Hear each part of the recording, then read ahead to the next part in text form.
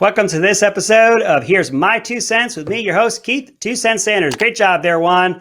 Great job. I'm going to talk about you here in a minute. You're not getting away free today. Definitely not getting away free today. We have had one heck of a week. We have a lot to talk about. Right now, we're live all over the place. We're live on Facebook, live on YouTube, live on ramtv.live, live right here behind the scenes on my TikTok at 2centksj. If you are not following, you need to follow. If you're not following over here, I want to see you guys there as well. Like I said, crazy week.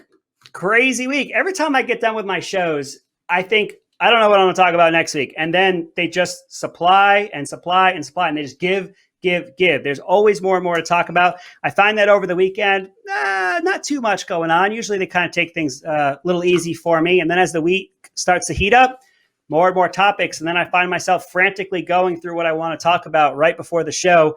And I try to get it all condensed down. The hits just kept on coming all week. So for those of you who didn't know, last week we had to record early and I wasn't able to go live. I had a lot of people over here who were saying, where are you? I want to watch you live over here. I apologize if you guys missed it. For those of you that follow me over here, or if you're finding this on YouTube, you can also find it on YouTube at Here's My 2 Cents, by the way. I'll get this all chopped up for you, edited nice, and I'll give you a good product. We go live. I'm live right now. I've been told when I go live, I have a little more energy. That's probably true. It's a little hard when you're in a room by yourself talking to a camera, but I know all of you are here with me and I really enjoy everyone who has come along. I had to do it all by myself last week. All by my lonesome. Just me. Juan, I missed you, buddy. I really, really missed you. I'm going to go back to my view of you. Juan, I missed you so much. I'm so glad you're here. Without you, Juan, I was lost. I was up all night, not only doing a lot of editing, but crying because I was tired and I needed you so badly. And I'm so glad you're here. Thank you very much, Juan. You do not get by easy with me around here. I'm so glad to be live again. It's so much better. I have so much more fun. If you are finding us on YouTube, please give us that like and the share and all the goodies and push all the buttons. If you're on Facebook with us, please go ahead and interact. If you're over here live with me on TikTok, hop on over to Facebook, Right American Media on Facebook. You can interact with me there, or you can stay right here. Okay. All jokes and lovey-dovey and all that stuff aside. And by the way, I'm going to try to be a little more positive today. They make it so hard for me to be positive, but I'm going to do everything I can to be positive. Jokes aside, we got to talk about the media of this week. The media insert themselves into the Atlanta shooting. Biden makes a rare appearance on TV where he, of course, gets preferential treatment. The media continue to lie for Joe in the aftermath of an actual interview that he conducted. And the crisis, which it is a crisis, continues to get worse by the day. And our lovely friends in the media, largely silent. With all of that being said, here's my 2 cents on the media is gross. Sorry, not sorry. I'm serious. Sorry, not sorry. I try to come up with cool, catchy topics for the week, and this one just kept coming up to me over and over, and it seems too easy. It seems too cliche. It seems that I could actually do this one every single week, and I'm going to try not to. I'm not a media critic, right? I'm not a media critic. I consume the media. I know the immense influence the media has on our entire society. Look no further than any election, how they cover someone, if they cover someone. What is presented, more importantly, what isn't presented, and the huge effect that the media has. So of course I'm interested. And this week in particular, they really stood out to me. So again, sorry, not sorry. It seems a little easy to say, hey, the media is gross, but that's where we're going this week. And you're going to see they made it super, super easy. And by the way, I'm technically in the media. I have press credentials when I go to things. I'm kind of a big deal. Name the movie. I won't tell you the movie. Name the movie. I'm kind of a big deal. People know me. All right, so this media, I'm a little hyped this week. We got to go live again. The media and their coverage of Joe Biden. And of course, by contrast, the media and their coverage of Donald J. Trump. Sometimes I talk about naivete, big word number one of the day, when we were talking about Trump and us sending him there to DC to be the disruptor and to toss over the tables and to drain the swamp. I had mentioned then that we were a little naive to think that the swamp would not fight back. Then, of course, lo and behold, after the election, and no, I'm not talking about widespread voter fraud. Don't turn me in. I'm not saying any of that stuff. After the election, Time Magazine wrote an article, which we talked about on this show. Go back in my library if you found me on YouTube, where they said that a cabal of very rich and powerful people came together to affect the election. This is true. Time Magazine said it, not me. I bring this up because I think at the time, me personally, I was a little naive to the idea that we sent Donald J. Trump to DC to drain the swamp. Why didn't we think that the swamp would fight back? I think we're in a similar situation now. Trump has left the White House. I think we all knew to some degree that the media, of course, was going to back down. They weren't going to be in there yelling and screaming at whoever was going to be press secretary. There wasn't going to be Jim Acosta and everyone else in there trying to emulate Jim Acosta, where they continuously keep shouting the same question over and over, where they continue to interrupt, where they continue to debate rather than actually interrogate, which would be their position. They are there to find information, not present information. I think we were a little naive in the sense, at least I was personally, maybe you weren't, that they wouldn't go so far as to cover for this administration, because there's nothing that they won't warp. There's nothing that they can't insert themselves into. And from that idea of what they can insert themselves into, look no further than what happened in the Atlanta shooting. There was a shooting in Atlanta. A person, and I'm not going to say who it was because I subscribe to what other people have decided to do, which is to say, don't give them the attention. We're not going to name them by name. They're not getting any attention. This show's too big. We reach far too many people for this guy to get any attention off of us. He went into massage parlors and he shot people and killed them. That's all factually correct. However, the media being the media, they can't report a story. They have to insert themselves into the story. So right off the bat, what is their number one topic? Race. Race has to be injected into everything. There is nothing that happens, according to them, that is not related to race. Today on CNN, I'm looking at it right now. You can go up and pull it up yourself. They had a headline that said, white supremacy and hate are haunting Asian Americans. And then the subcontext below that, it's immaterial whether the accused killer in the Atlanta spa shootings admits to a racist motivation. Asian Americans have been living in fear for months. So it is absolutely immaterial if it's true or not. We have told you it is true. Listen to us. We don't need an investigation. We don't need to let the police do their job. We don't need to have due process. We're telling you what it is. We're going to give you all the information you need. And then to make it better, we're going to give you the lens. We're going to tell you how it needs to look. And I'm going to get into that a little later. When you hear them say the term, that needs context, that means, let me clarify for you. I'm going to give you the lens through which you need to look at this topic. We'll get into that later when I get into their, I told you I wouldn't do it. I'm not going to do air quotes. I'm not trying not to do it. When they go into fact checking. Everything that they do is super gross. And I'm saying it like that for a reason, because it's super gross. Everything is race. Everything is race, race, race. And then on top of that, everything is hate, hate, hate. There is so much hate spewed from those in the media. And I'm looking directly at you, Joy Reid of MSNBC, who has said that conservatives would give up every tax cut in the world to be able to say the worst word. I'm not even going to do that abbreviation that people normally do where they say the first letter. I'm not even going to do that because it's a really gross word. That being said, Joy Reid has said that conservatives would give up all the tax cuts in the world to say that word. Now, presumably, you're not talking about the minorities that would be called that name, right? So you're talking to a certain group. Forgive me if I assume that you're talking to me, because wouldn't that be the person that would want to say that word and give up their tax cuts? It's gross. It's hateful. And everything is about race. As I mentioned, they said it's immaterial. However, despite that is in spite of the sheriff saying that is not known at this point. The killer has not admitted to that. The killer has said he did what he did because of an addiction to sex. These are the things we know right now. Is he telling the truth? I don't know. I don't know. I know there's going to be an investigation. I know the police are going to find what happened, but as of right now, it is not being reported that it is a hate crime. They're looking into it. There is an active and open investigation, but there is no reason to rush to judgment here.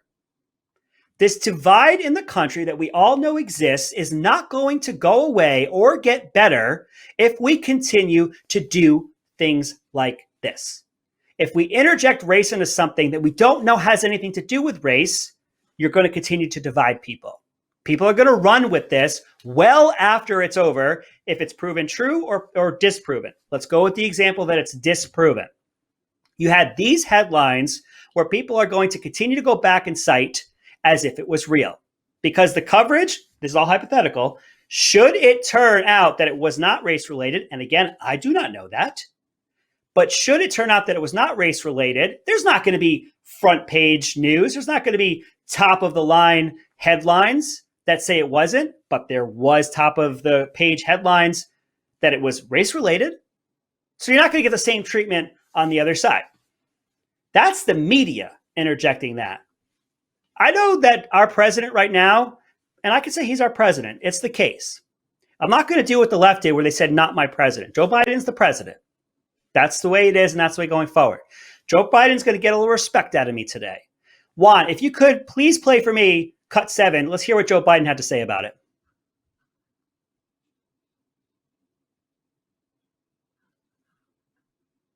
Investigation is ongoing, and the question of motivation is still to be determined. But whatever the motivation here, I know that Asian Americans are in very concerned, but I'm making no connection at this moment to the motivation of the killer. I'm waiting for an answer from, as the investigation proceeds, from the FBI. Okay, respect, Joe. Respect. Your old boss is losing his mind right now. Obama consistently weighed in on what he perceived to be race-motivated crimes. So kudos to you, Joe Biden. Kudos to you. That is the correct way for anyone to conduct themselves in that position. That is the correct way for any citizen to conduct themselves. We don't know. We don't know. And it is okay to accept and to acknowledge, I do not know what I do not know. There is due process. There is an investigation, both of which are going to happen, and then they will make known to us the findings. And then the person goes to court, and then they are judged by a jury of their peers. Crazy, I know. So kudos to you, Joe. Well done. Back to your old boss, because I can't skip an opportunity to compare you to what has previously happened. Your old boss, Obama, if you all forget, he certainly injected himself into the Trayvon Martin case, where he had said, had I had a son, he'd look a lot like Trayvon Martin. Wow, do you think that influenced people at all? When he talked about what happened with the Cambridge police, which turned out to not be accurate, do you think that had anything to do with it? And other crimes that Obama perceived to be race-related. But I'd be a hypocrite. Joe, well done. Kudos to you, Joe. This investigation has to play out. We have to have due process, as I've said before. That was a rare question and answer from one President Joe Biden. He has had, I think, 56 days, maybe more at this point, of being president, no State of the Union address, and he's setting a record for no press conferences. Now, captain of the debate team, girl next door, Jen Psaki. I mentioned how in the previous episode of Here's My Two Cents, which you guys can find on YouTube, Here's My Two Cents, how she wanted to tout that the president had conducted some 40 question and answer sessions. Go back and take a look at that video. You're going to see that a question and answer session, according to Jen Psaki, is people yelling questions at Joe and Joe not necessarily comprehending and answering back. I'm back to giving digs. It's what happens around here. I'm at least honest about it. Other than this crime, Joe has been talking about some other topics. Of course, Joe has been talking about the bestest relief bill that has ever or will ever be passed. He is lifting people out of poverty all by himself. All by himself. Papa Joe reached right into his pocket. He moved his Werther's Original to the side. He's just dishing out money. or I think it was the Post had said, was showering people with money. First of all, why are we acting like it's March 2020? It is March 2021, which is to say people are not holed up in their house with every business is boarded and shut. People are working. States are open or opening. Why are we acting like it's March of 2020? Right now, according to the Brookings Institute, the unemployment's at 6.3% nationally. And if you're an open state, you're less than 5%. Both of those numbers over Obama would have been amazing numbers. Would have been amazing numbers. But here, we need to spend $1.9 trillion. And we need to just dish money out and shove it into people's pockets. Another topic that Joe is talking about is the crisis at the border. But of course, it's not a crisis. And obviously, like I was talking about live on TikTok before we went live here, it's also not his fault. Let's go back to the former on this one on the tax cuts. Juan, could you please play for me cut 3? Let's hear what Biden has to say about his tax cuts. More of my interview with President Biden. He has not done many interviews since he took office, so we did cover a lot of ground, including what's next on his agenda. In the face of Republican opposition on things like voting rights and tax increases on the wealthy, the president vowed to change the filibuster. We also talked about Vice President Kamala Harris and, of course, his rescue dog, Major. You're out here selling your COVID relief package. You're executing the COVID relief package now as well. What's next on your legislative agenda? If you notice the criticism of the COVID relief package from my Republican friends, is they say it spends too much money and it gives too many tax breaks. All these tax breaks go to the bottom 60% of the population. And guess what? They need it. The $1,400 check, child care tax credit. They don't like it because, in fact, their idea of a tax cut is to give the Trump tax cut where 83% went to the top 1% of the people in America. You're going to be raising those taxes. Yes, anybody making more than $400,000 will see a small to a significant tax increase. Sorry about that. So excited. Tax cuts. Tax cuts? Did anyone know there were tax cuts in the relief bill? I didn't. I've been going so far out of my way over these last couple weeks to find out what is in this. Never had I heard tax cuts. There's a lot to unpack in there. Let's get to tax cuts in a second. Stephanopoulos is the interviewer there. Let's give a little backstory on George Stephanopoulos. He made his way up under who? Bill Clinton. He worked for Bill Clinton back in the early 90s when Bill was running for president.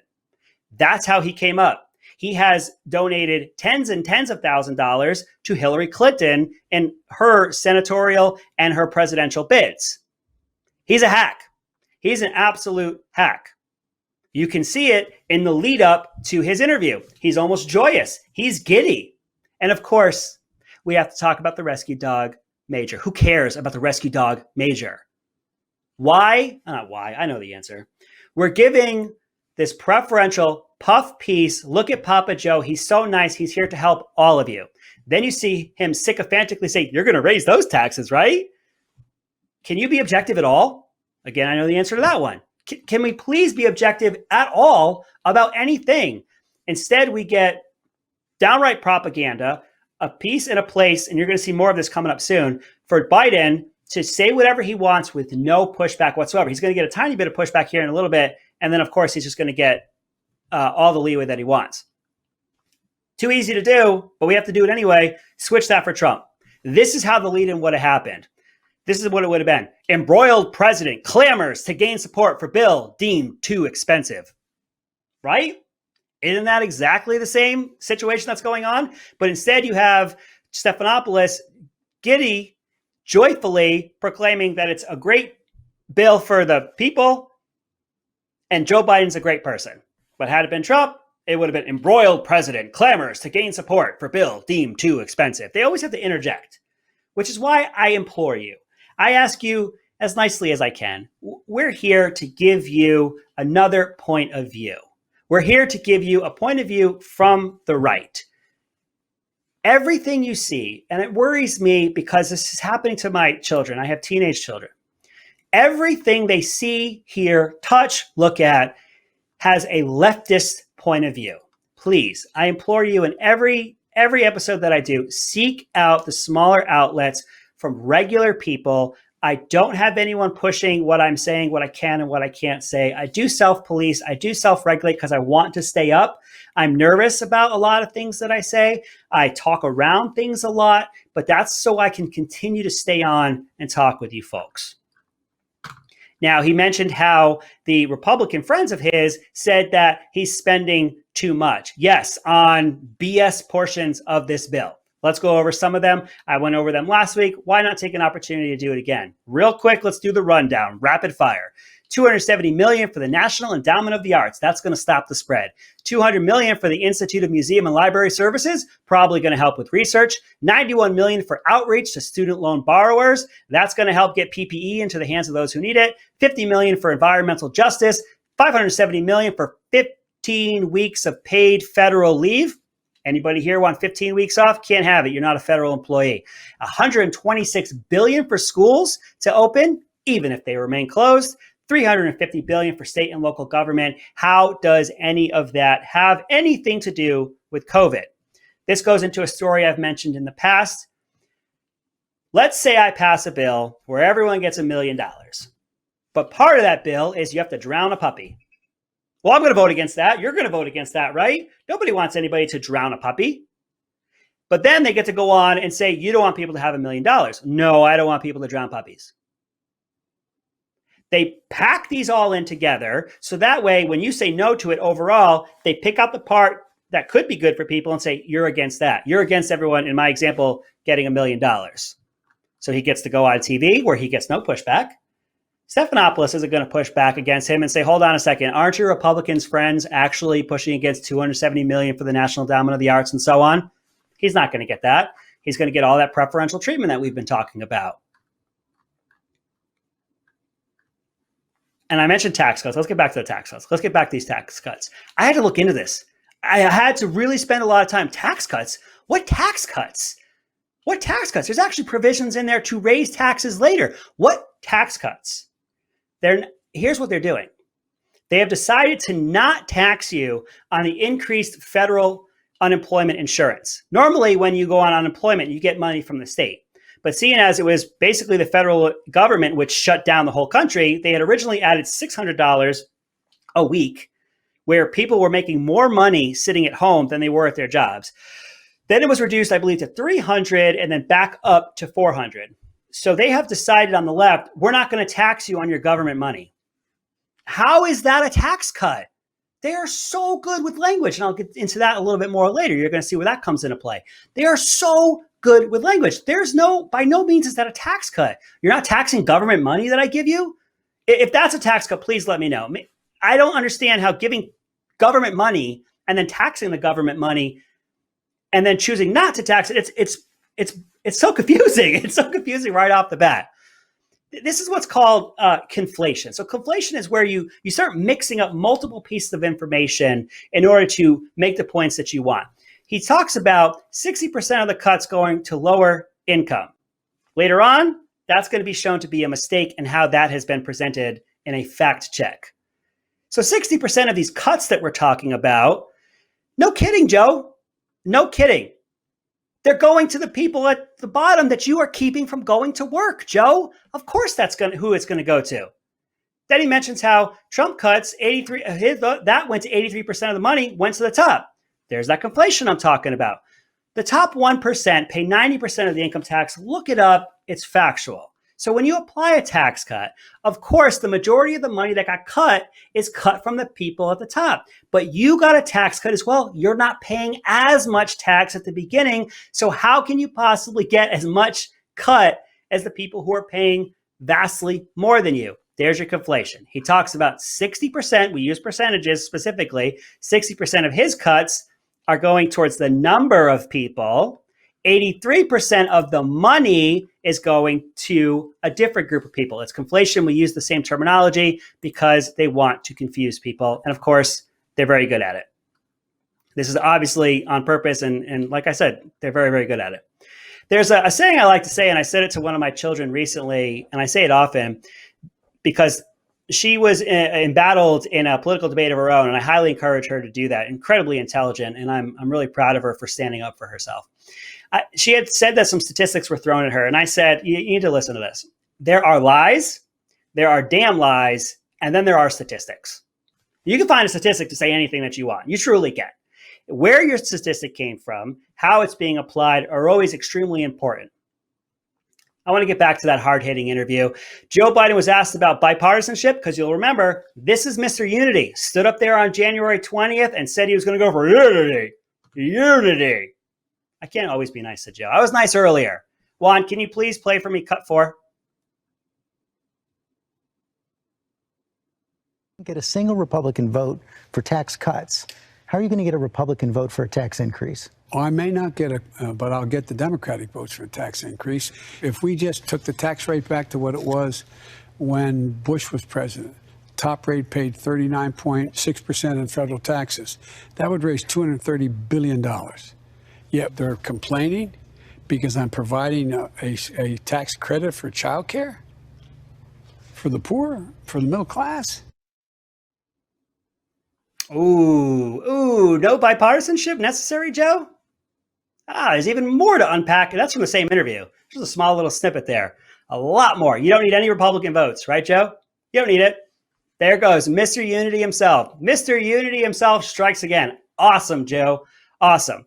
Let's talk about that providing a child care tax credit, I think is what he was calling it. That, folks, is universal basic income. That is a test bed for universal basic income. They're calling it a tax credit that you get monthly. And then again, by the use of language, they're telling you it's to help people rather than give them the lump sum at the end. Well, the lump sum at the end would be when it's a tax credit, not giving money along the way and stuffing it into their pockets. It's going to last for a year. It came out of the COVID relief bill. If you didn't know that, that's for a reason. This is universal basic income.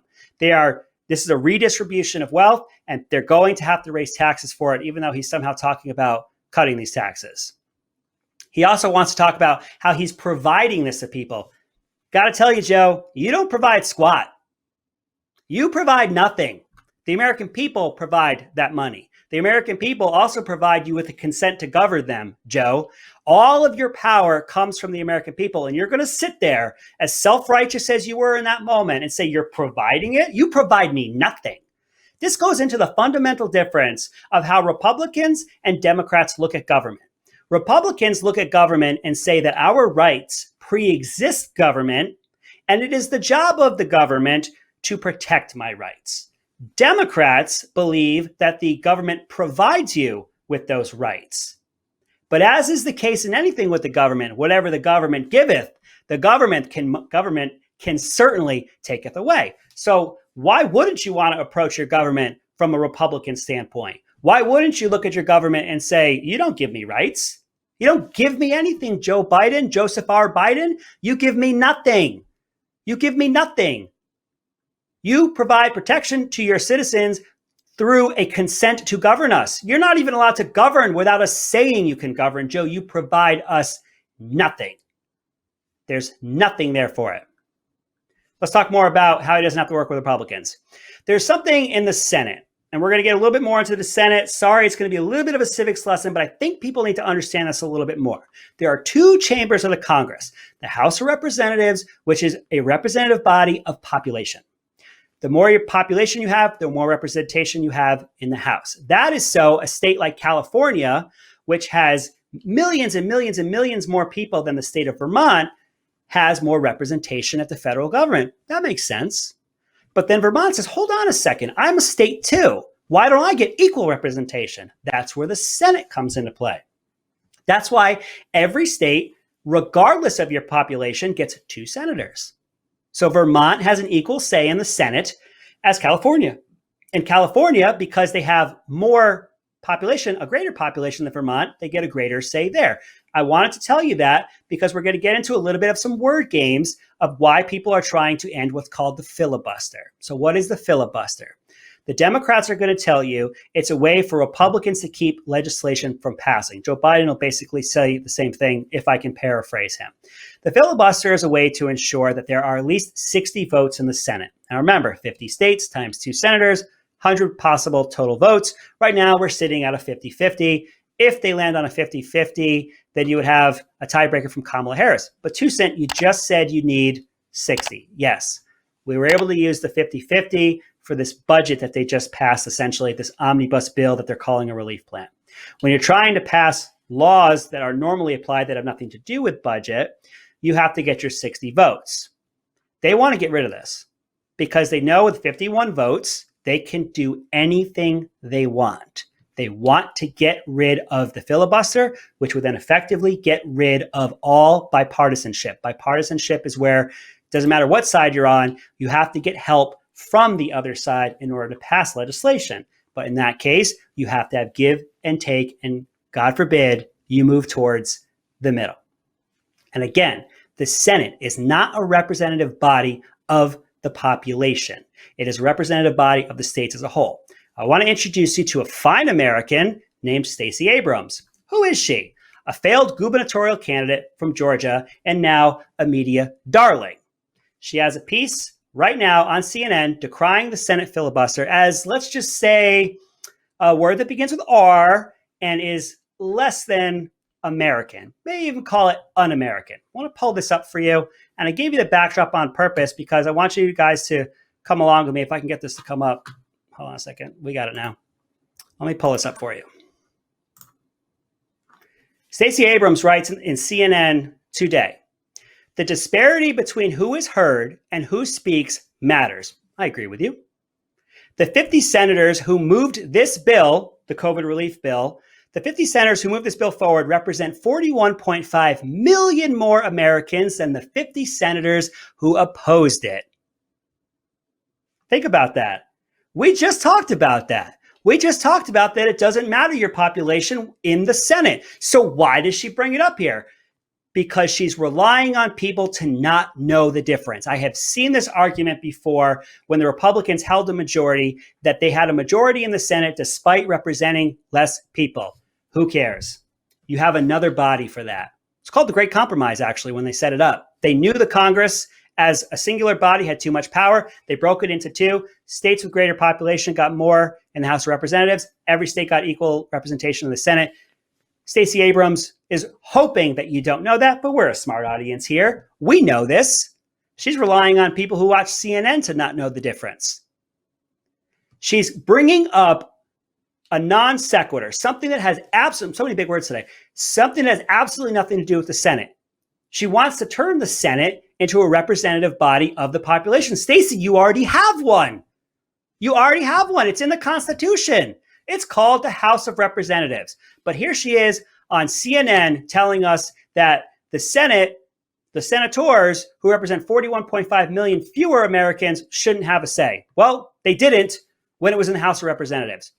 So she wants to take advantage of people's lack of understanding. All right, so with that diatribe out of the way, let's see some of my more favorite questions from that interview. I told you we were going to get back to it. Juan, if you could, please play for me cut 5. You probably walked into the Oval Office as president with about as much experience, if not more experience, than any other president who's ever served. More than 3 decades in the Senate, 8 years as vice president. So what is it about the job that surprised you, that even you didn't know?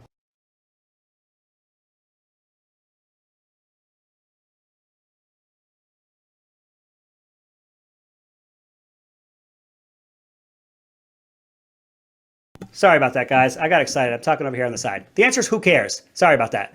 I'll do better next time. The answer is who cares? What a stupid question. What about it surprised you? What didn't surprise you? Who cares? You go on, you give him, you basically tell us his resume and why he's a great pick. Thank you, George, for that. Thank you for giving me the reasons that he should be president. This is an absolute BS fluff piece, a fluff question that's designed to make Joe look like a nice guy. Joe's a nice guy. Joe's a nice guy. George Stephanopoulos let us know that. George is a nice guy. Biden made a rare appearance. Biden actually answered some questions. So our friends at CNN, I'm picking on them tonight, our friends at CNN have to do a fact check because facts first. I hate to pick on them, but they're gross. And tonight's topic is the media is gross. So again, sorry, not sorry. They're disgusting. So what happens when you give an actual interview? You have to say things. Now, what happens when you say something that's not correct? Well, that's a lie. That's one of Trump's 15 billion trillion lies. He said it was large, it was big. He said it was small, it was tiny. These are lies. He's lying to us. Not when Biden does it. When I told you this earlier, I said we get back to it. When Biden does it, that is a mistake. Let's go back to our friends at CNN and see what their fact checking told us. This is out of today, their fact checking. Let's see who wrote this one. By Mr. Daniel Dale on CNN, to give you the proper credit. And yes, I assumed your pronouns, Mr. Daniel Dale. President Joe Biden set for an interview with ABC News' George Stephanopoulos on Tuesday. Biden was generally factual in the interview, much of which aired on Wednesday, but he had 3 statistical errors. Oh, so he was generally factual. Big difference than he lied about some information. But let's go ahead and set that tone for you. I will give you the lens. He goes on to say the context around 2 of these inaccurate claims suggests that he may have had slips rather than purposeful lies. So there's that term again, the context. I'm going to give you the information that I want you to have. Then I will tell you how you need to see it. There's the lens. I want you to look through at the thing I want you to see. I want you to see it the way I want you to see. Then he goes on to assign motive because he can read the president's mind. This man should be getting paid a lot more money. He can read minds. This man knew another man's intent. I've assumed both your genders. This man knew another man's intent and could assign it correctly. He goes on to say, on the 3rd claim regarding the history of the Senate filibuster, Biden explicitly told Stephanopoulos that he didn't think the numbers he was using were right. So that makes it okay. There are no problems. He said he didn't think it was right anyway, so you can't blame him for it. You just can't blame him for it. He hits one. I don't want to do a full article read here, but this one I really like. Biden touting the tax benefits of the $1.9 trillion American Rescue Plan pandemic relief law they signed last week. He said 60% of all these tax breaks, and I showed you this earlier, go to the bottom. Facts first, they tell us. Biden stumbled his way into inaccuracy here. He didn't mean to do it. He wasn't given these statistics and told to say it a certain way. Again, he can assign motive. He stumbled his way into it. When CNN asked where Biden got this figure, the White House said that Biden was referring to a figure from the Tax Policy Center, but the Tax Policy Center's senior fellow, Mr. Gleckman, explained to CNN that the center actually found that it was 67.4% from the year before it would go to the bottom 60%. Not all of the benefits go to the bottom 60%. There's a lot more of that. I would hate to give the click to CNN, but you can see it over there. They just continue to assign context and then give you the lens through which to see it. So you know what they want you to know, of course.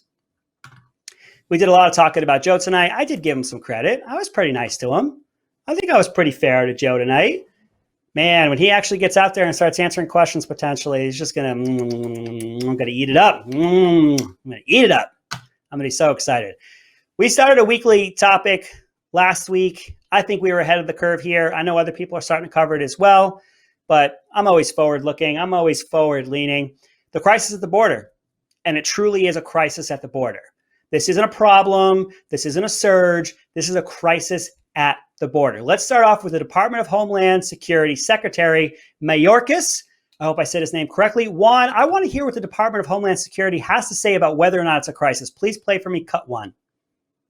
The facts we've set out, and I appreciate your candor. And you said earlier in your testimony that the situation at the border is undoubtedly difficult.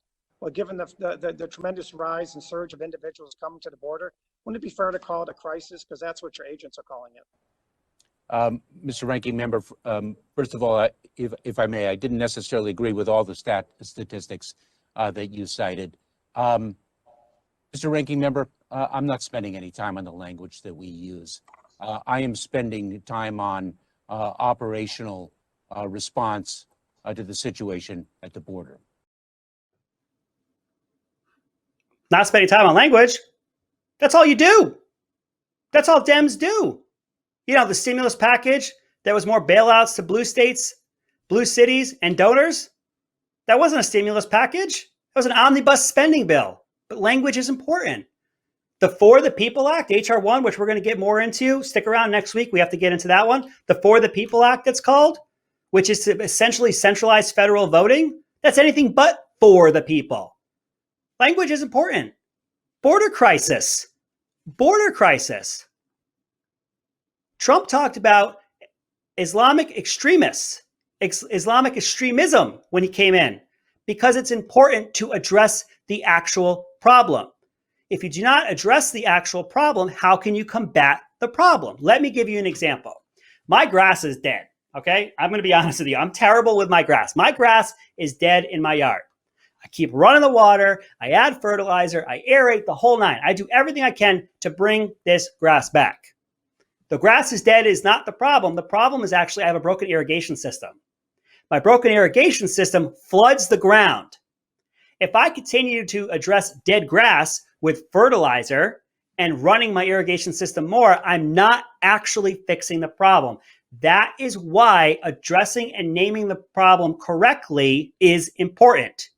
If I continue to address dead grass, I'm not fixing the problem of broken sprinkler. This is why language is important. I want to take a look at what's going on at the border, not through the eyes of CNN, not through the eyes of Biden, the governor of Texas. I want to hear what's going on down there. Please, Juan, play for me cut 2. Let's hear from the governor. Let me begin with this. Across the street from where we gather today at the Kay Bailey Hutchinson Convention Center is where the Biden administration is preparing to house up to 3,000 unaccompanied minors who cross the border. Similar sites exist in Carrizo Springs, Texas, as well as Midland, Texas, and that's just as of now. The way that we see the number of unaccompanied minors crossing the border, there's every reason for Americans to expect the number and size of those sites to continue to increase in the coming days. These sites are a direct result of President Biden's reckless open border policies that are causing a surge in border crossings and cartel activity. More than 11,000 minors have been apprehended crossing the border into Texas. Children crossing the border rose 60% from January to February to more than 9,400 in February. The number of migrants crossing the border is at the highest since March 2019 and is on pace to hit a 20-year high.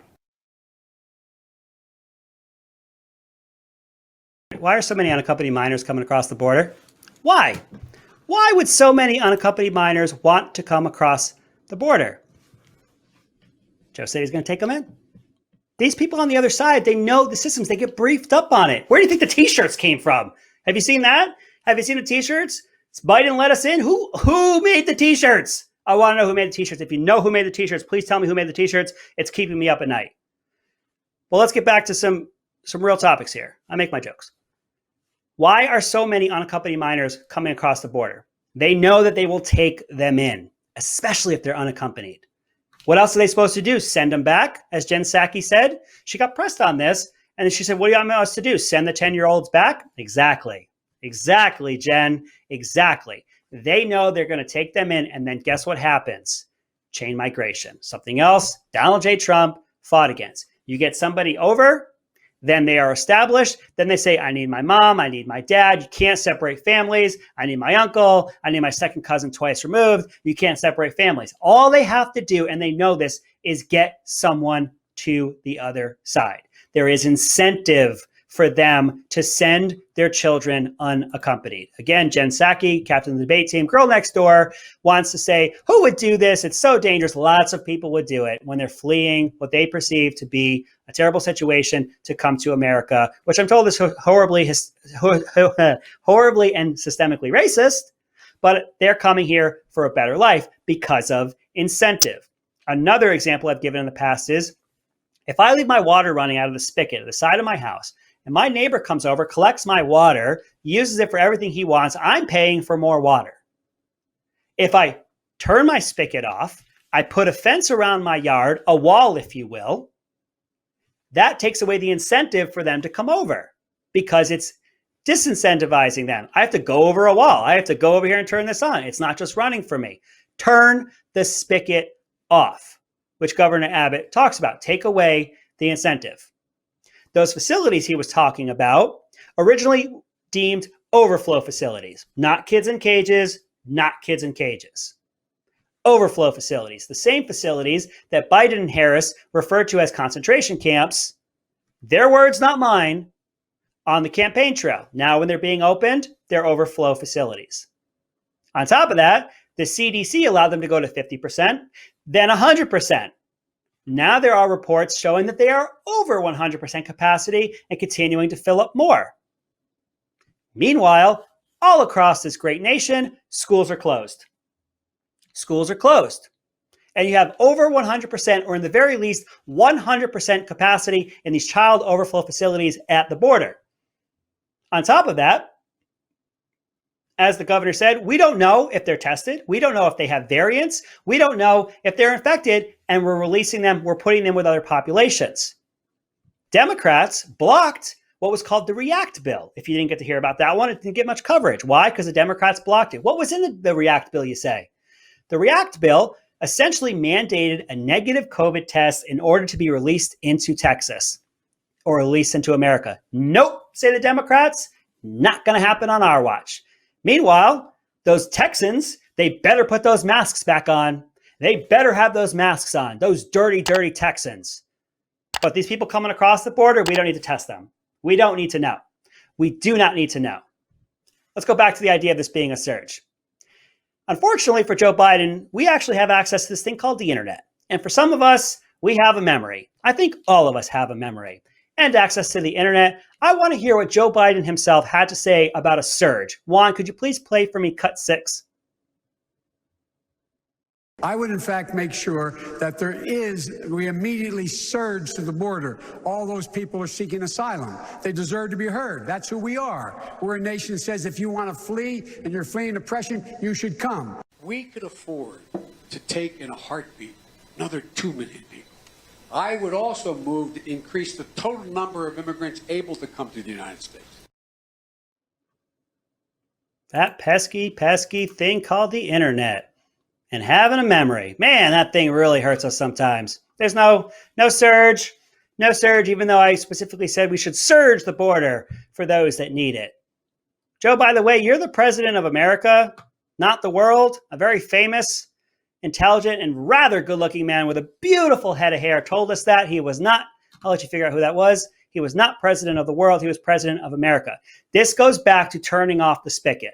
Yes, Joe, your policy of rescinding the Remain in Mexico arrangement and policy that Trump had, which was to say, if you come across our border illegally, we are not releasing you into America. And this is before COVID. You shall stay in Mexico. He worked that deal out with Mexico. Of course, he was lambasted for doing that because then they were creating these situations where people were getting packed into Mexico. Okay, don't come here. You're coming here illegally. You want to seek asylum? Go through the port of entry. That's how you get into here legally, not coming across illegally. Joe rescinded that. People know that. People know that if you send your kid across and they get across, that is a possibility to get you across. There's a fundamental question here, and I've been alluding to it a little bit. What is the responsibility of the federal government? It is to ensure the safety and prosperity of Americans, period, dot, end of sentence. We have sick here. We have homeless here. We have the drug addicted here. We have the persecuted here. We have children who are homeless here. I am all for helping people and having a heart. I am America first, and this shows you why we need to be America first. We must take care of our own first. We have our own pandemic here. We have our own economic crisis here, which you saw so big that you needed to give everybody $1,400 that qualified for it. We have an immigration system here. There is an immigration system in place, and they could say it's broken because of Trump. It's an immigration system based on law. We have a representative government here. You want to change this immigration process? Pass a law. Pass a law. Pass a law. But that goes back to that pesky filibuster. You don't have the votes to pass this law. They want to get rid of this filibuster, which would essentially require them to have the 60 votes in the Senate. They want to get rid of it because they want their simple majority to rule supremely. It's what's called tyranny of the majority. In a pure democracy, if 51% of the population wants your bike, they take your bike. That's what they're trying to set up. They have a very small majority in the House. I think they have about a 9-seat lead. They have a 1 tiebreaker lead in the Senate. Both of them share one ideology with the White House, and they want to ram through everything. The breakneck speed at which they are pursuing this is scary, which is a term that's thrown around a lot. This is massive implications to America, what America is going forward. Throw your xenophobic terms at me if you want. Say that I don't want people here. I have an obligation to Americans, and I am American first. I'm not so cold-hearted to say that we can't help other folks. There's other avenues to look at other than allowing massive amounts of migration to come into this country, which lowers the value of the lower class employee, the unskilled laborer, but we've gotten to that in the past. It has an increased draw onto our school systems and our hospitals. There's a lot of things that come with this. And there's a lot of other avenues that we can pursue. Not everything has to be, come on in and we'll take care of you. Also, in regard to this mass surge coming across the border, Vox and other outlets who are so objective was talking about Representative McCarthy from the GOP and how the GOP was pushing a fake narrative that they say is not real, that they say is something that's pushed by the GOP, which is that terrorists are crossing the border. Let me quickly get for you what they had to say about that. Republicans revive one of Trump's most notorious immigration lies. They're attacking Biden with dubious claims about terrorists crossing the southern border. And they go on to proclaim how that is not true. Oh, but hold on a second. Over on Fox News, it says Kevin McCarthy proven right after Dems media accuse him of lying about suspected terrorists at the border. Why? Because they have actually apprehended terrorists at the border who are trying to infiltrate through this mass influx of people who are seeking asylum. But we can't continue to have that happen. We can't continue to have real news come through. I'm sure some context will be provided for us. I'm sure that they'll give us what we actually need to know in this situation. It's not going to stop, folks. I talked about it at the beginning. Let's not be naive. Let's not think that they're not shaping what they want us to see. Continue to seek us out. Find the smaller outlets. We do our very best here to stay on. It's a tough time right now with deplatforming, cancel culture. It's all very, very real. And it's something that we all have to take seriously. Continue to seek us out. We're doing our best. We're not going to let this keep us down. We need to band together. I'm seeing it happening. I know they're driving us further and further down, but I know that we're absolutely going to prevail. And with all of that being said, this has been my 2 cents on the media is just gross.